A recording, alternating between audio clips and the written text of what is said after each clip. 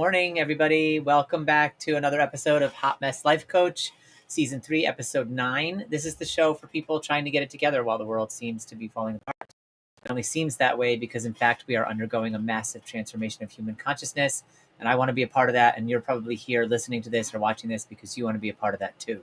So today, we're going to talk about one way to help transform that consciousness and nudge it along, and that is how to overcome the mental parasite. So this also is from the Toltec Wisdom traditions from the book, The Four Agreements. For those of you that have been following along with Season 3, my partner in crime this season, Morgan, is available today, so I'm going to be taking this one on my own. But we're just going to chat. It might be a little bit shorter, but we're going to talk about how to overcome the mental parasite, and then we should be back with Morgan next week for Episode 10. So, how do we overcome the mental parasite? I guess to answer that question, first we need to talk about how the Toltec define the mental parasite. So we talked in previous episodes about the judge and the victim and the belief system in the human mind. The judge being the part of our mind that condemns us, says you're not doing enough, you did that wrong, you made a mistake, you're an idiot, you're not good enough, you're worthless, all those things, whatever the universal sort of imposter syndrome things are in the human mind. That's the judge. And the victim is the part of the human mind that says, why is this happening to me? How could this be? This is so unfair. It's true. I am not good enough. This is wrong. This is bad. This is true. Woe is me. That's the victim. The belief system is the scaffolding that powers those two parts of the mind. Like, so if we have a belief that the world is dangerous, then we're going to use the judge to say, you should be taking more precautions. And we're going to use the victim to say, life has been so unfair to me. And it's because of the belief that the world is dangerous. That's just one crude example. Altogether, the judge, the victim, and the belief system make up what the Toltec call the parasite, the mental parasite.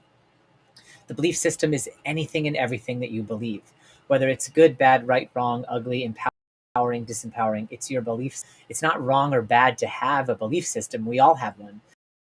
It came from the process of domestication, which we talked about a few episodes ago. Domestication just being our socialization, our cultural conditioning, the way we were formed, and the way we now look at things in the world is from our upbringing. It's from the lens of what our family taught us, what our church taught us, what our school taught us, what society teaches us, what the media teaches us, what commercials, magazines, newspapers, all of that, what they teach us, what our friends and colleagues teach us, what people show us by their example, what we start to think is true based on the beliefs of others and based on our life experience. That's our system. So the belief system, the judge and the victim, the belief system being the content of what we believe, the judge and the victim being the ways we use those beliefs against ourselves, create what's called the mental parasite. The mental parasite was created the first time our attention was used. So the Toltec call that the dream of the first attention, because in the Toltec traditions, everything that we're living through is a dream. We're living through, like, our experience walking on this earth is like a dream, not in the sense that it isn't real, but in the sense that it is unique to you because it's filtered through the lens of your perception and your experience. And so in that sense, it's your dream. And the first dream that you live through was the dream created by your domestication, by the way you were raised, by what you experienced early on in your childhood, and by what you came to believe through your studies, through your life experience, through all that stuff. That's called the dream of the first attention, because it was the first time your attention was used to create your perceptions of reality. It was used when you were a baby, it was used all throughout your adolescence, but it was oftentimes used without your knowledge or understanding that that's what you were paying attention to. The phrase paying attention is no accident, because when we pay attention to something, there is a cost. And the cost is we adopt a belief system. And then we have to use that belief system, that belief, every time we go through our lives. So that's a cost of our autonomy every time we have a new belief, especially if it's a belief we didn't adopt ourselves. So we pay attention. When our attention was used the first time, it was used to teach us about the world. It was not bad or wrong. This is what our parents did to us because it's what their parents did to them. It's what our teachers, our colleagues, our friends did to us because it's what was done to them. Domestication is a natural part of being alive, which is why the Toltec call it the dream of the first attention. It is the first time you paid attention to stuff and created your dream of the planet. What I want to talk to you about today is the dream of the second attention. It's called that because it's the second time we use our attention.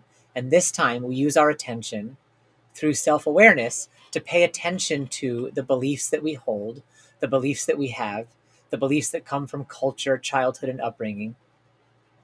And we pay attention to them now from our own place of consciousness. And we can ask ourselves questions. Do I really believe that? Does that feel true for me?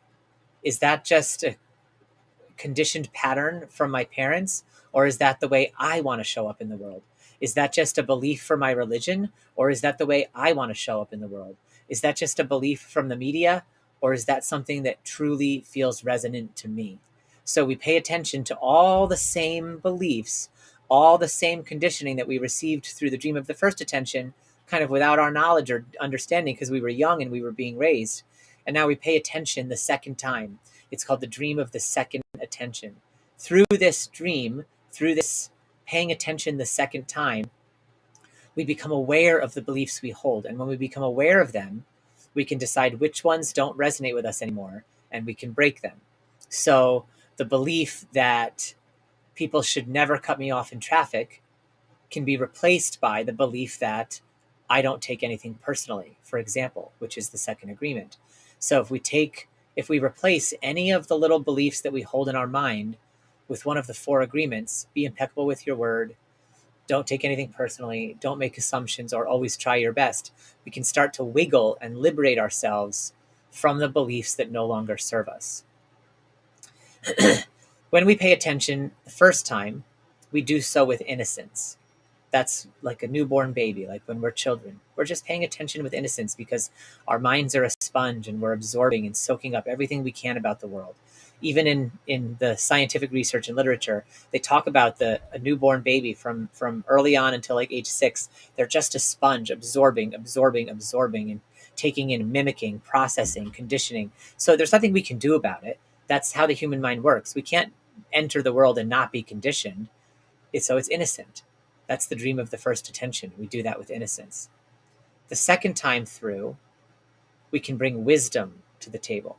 Wisdom is the same thing as innocence, except it has self-awareness. So you, instead of going through the dream of the attention with innocence, you go through with wisdom. So you're careful this time about what you pick up and what you believe and what you decide to adopt as part of your worldview. And then you can break agreements that you no longer want to hold because you're bringing wisdom to the table.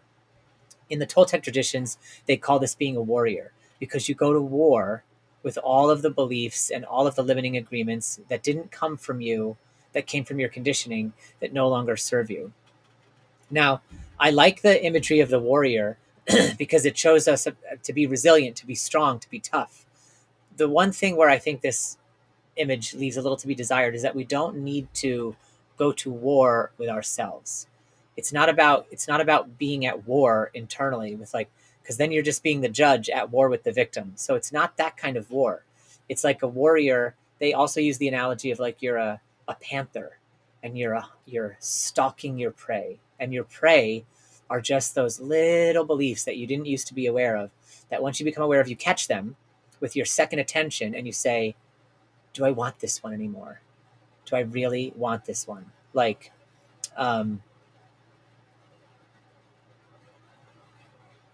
trying to think of an example of a belief, for me, like a belief. Okay, here was a belief. I was just talking to a client about this morning. Like, I believed that gay people were all going to hell. I'm a gay man, so I didn't like having that belief, but it was taught to me by my culture, by my religion. And when I came to born again Christianity, I was in a desperate place of needing love and acceptance. I felt at war inside. I felt the judge and the victim. They were at war. And so I felt love and acceptance in the born again Christian community that I found. And so I had really absorbed and adopted their beliefs. I was innocent. I needed to have that safety. One of the beliefs that I adopted was it's wrong to be gay. God doesn't like gay people. Gay people are going to hell. Well, I guess that's 3 beliefs. So all those, right? Once I started to become more and more self-aware, and I started to see that beliefs weren't making me feel good inside, I sort of stalked them like a panther stalks its prey, like a warrior goes to battle. And I said, Is that belief true for me? Excuse me. And it's scary when we look in the face of culture, when we look in the face of our upbringing, when we look in the face of the dearly held beliefs of our community, and we say, no, that is not a belief for me anymore. Because there will oftentimes be pushback. There'll oftentimes be people that don't like your newfound sense of freedom, your newfound sense of autonomy. But it isn't up to them, my friends. It's up to you. And the moment I broke that agreement that I had with myself that gay people were going to hell, I started to allow a little bit more self-love into my life. And I started to create more of an experience of heaven on earth instead of the hell that I was already living in. So I didn't need to fear a hell in the future when I die. I was creating hell on earth by holding beliefs that didn't serve me any longer, that weren't true for me, and that came from sources outside of me. So this is what it means to overcome the mental parasite. It means to become aware of that voice in your mind that is the judge, that voice that tries to hold you accountable and make you bad or wrong for every decision you make. And to become aware in your mind of the voice that is the victim, that is sensitive, that gets overly hurt feelings, that thinks the world is happening to them, that thinks circumstances are happening to them, that thinks they always have it worse than everybody else. If Viktor Frankl, who was stuck in concentration camp for years, can overcome the voice of his victim, and Nelson Mandela, who was stuck in a South African prison for 27 years, can overcome the voice of his victim, then I think we can too. So we use those as shining examples. So overcoming the mental parasite starts with awareness. The second time you use your attention with full awareness to 1, become aware of that judgmental voice. 2, become aware of that victim mentality. And 3, to become aware of your belief system. When you become aware of those 3 things, which together are the mental parasite, you can start to break the agreements that give the mental parasite its food, that let the mental parasite thrive, and that keep the mental parasite alive. And then suddenly, the mental parasite begins to starve to death, or the mental parasite dies. As the mental parasite dies, you pop out into this new awareness where, oh, I can actually be self-loving. I don't mean selfish. I mean, I can give myself the same grace when I make a mistake that I would give a 4-year-old who made a mistake, or that I would give my partner who made a mistake, or that I would give a family member who made a mistake, that I can give myself the same patience that I would give to a hurt child who's crying in the middle of the store. When I can give myself that viscerally, experientially, when I really feel it, that is self-love. That self-love feels blissful. It feels heavenly. That, to me, is what it means to go through the resurrection. I don't think the resurrection is strictly something that happened 2,000 years ago to one man literally.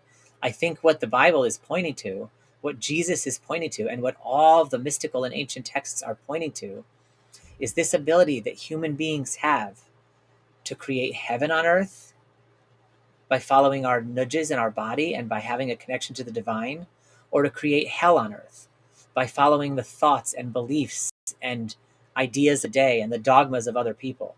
And that once we abandon the need to create hell on earth through our thinking, through our belief systems, through our thought patterns, those thought patterns eventually go through a death. And we are resurrected anew in this body, in this life. And we can live as if there's heaven on earth. So that's what I have for you today. It's a super short one. But if this resonates with you, then go inside, get calm, and just ask yourself, what does that judge inside my mind say to me? And is it true? What does that victim inside my mind say to me? Do I have to believe that way? What are these beliefs that are holding me back, and where did they come from? And do I even want them anymore? And then hunt them like a panther, like a warrior, and see if you can grab a hold of any and decide to believe something new instead. To believe instead that I can be impeccable with my word, that I don't have to use the word against myself, that I don't have to take anything personally, and that I don't have to make assumptions. And instead, I can live by the power of these new agreements and free myself from the dream of hell and live by the dream of heaven. Okay, Thank you, everybody. Looking forward to seeing you next week at 10:30 a.m. Eastern Standard Time. Until then, be hot, be blessy, be hot, be messy, and be blessed. Much love. Talk to you soon. Bye, everyone.